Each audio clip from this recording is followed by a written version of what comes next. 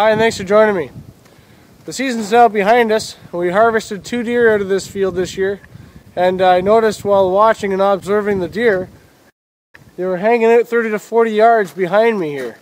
So what I'm going to practice is what's called edge feathering.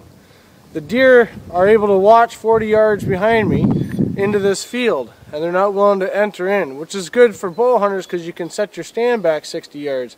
But for a gun hunter, edge feathering is something you might want to consider. What that is you're going to harvest all the trees out of here about 30 yards back.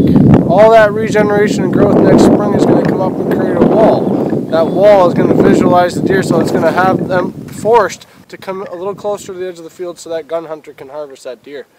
So again, what we're going to do is clear everything around here.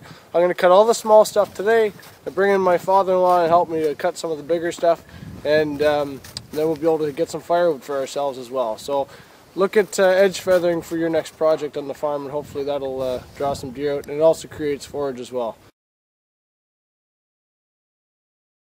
Well, here you have it, edge feathering. What I've done is I've cut the brush, piled it along this fence line, forcing the deer to come out in certain spots that I want. There's one about 35 yards to my left and one directly behind me. They're about 2 feet wide. It allows those deer to come out from that specific spot.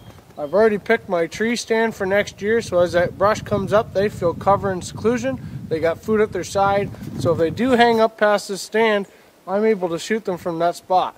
So consider this winter. Get yourself out, enjoy the weather. It's not actually that cold. It's a beautiful day out. Kobe and I decided to come out and do some wood cutting, and we've enjoyed our time. So the next time you hit the woods, instead of just cutting wood, think about edge feathering and other wood stand projects you can do. Keep in touch, and again, this is the Rack Stacker Guy with your Soft Tracks tip of the week.